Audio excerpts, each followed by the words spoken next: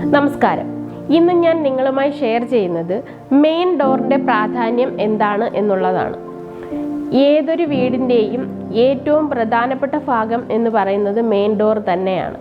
അപ്പോൾ ആ main door നല്ല രീതിയിൽ തന്നെ ആയിരിക്കണം അത് ചെയ്യുന്നത് എന്ന് വാസ്തുവിൽ പറയുന്നുണ്ട്.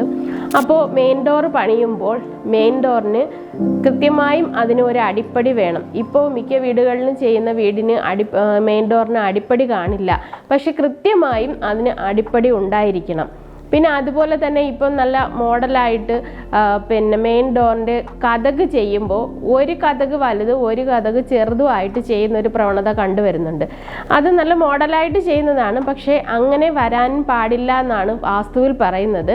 മെയിൻ ഡോറിന് 2 പാളി കതകാണെങ്കിൽ 2ഉം തുല്യ പാളികൾ തന്നെ ആയിരിക്കണം എന്ന് വാസ്തുവിൽ പറയുന്നുണ്ട്.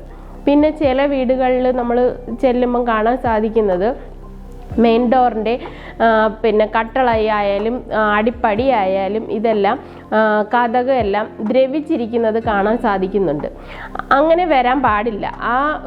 അങ്ങനെ ദ്രവിച്ചിരിക്കുന്ന അത് ഏതെങ്കിലും ഉണ്ടെന്നുണ്ടെങ്കിൽ അത് എത്രയും പെട്ടെന്ന് മാറ്റി ആ മെയിൻ ഡോർ എപ്പോഴും നല്ല ഒരു പോസിറ്റീവ് ഫീൽ തന്നെ നമുക്ക് തരുന്ന രീതിയിൽ തന്നെ ആയിരിക്കണം ആ മെയിൻ ഡോർ ചെയ്തിരിക്കേണ്ടിയുള്ളത്.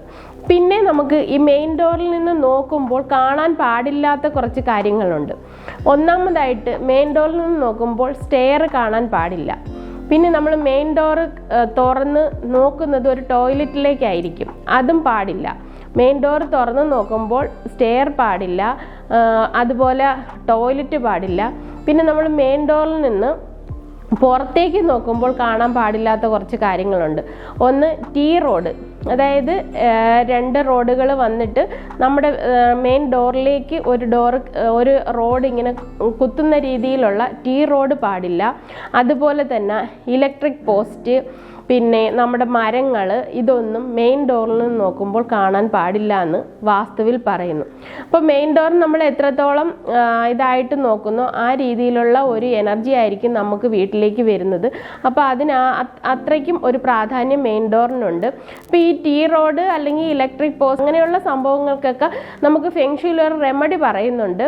ബക്വാ മിററിന് ഫ്യൂഡോഗും, ഇത് ഫെങ് ഷുയുടെ ടൂളാണ്.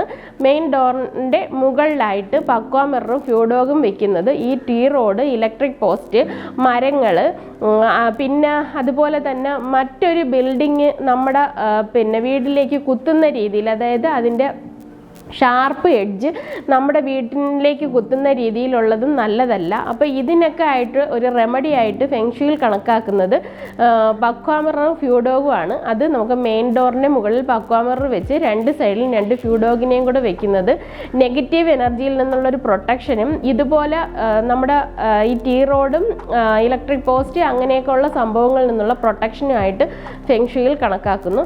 ഇത്തരത്തിൽ നിങ്ങൾക്ക് എന്തെങ്കിലും ബുദ്ധിമുട്ടുണ്ടെങ്കിൽ ഈ റെമഡി, അതായത് ബക്വാ മിറർ ഉപയോഗിച്ച് നോക്കൂ. നല്ല റിസൾട്ട് വരുന്നതായി കാണാൻ സാധിക്കുന്നുണ്ട്. Thank you.